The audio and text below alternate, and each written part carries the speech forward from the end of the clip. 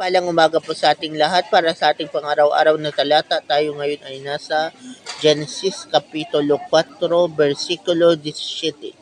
Tinipingan ni Cain ang kanyang asawa. Nagdalang tao ito at nanganak ng isang lalaki. Ang sanggol ay tinawag niyang Enoch.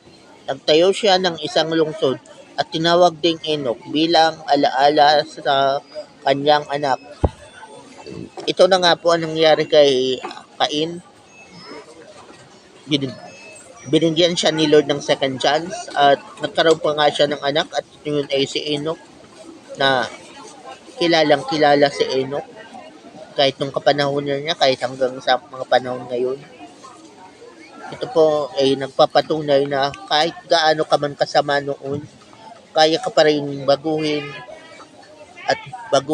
at gabayan ng Panginoon para magkaroon ka rin ng mga anak or mga cell members na magiging tagasunod ng Panginoon.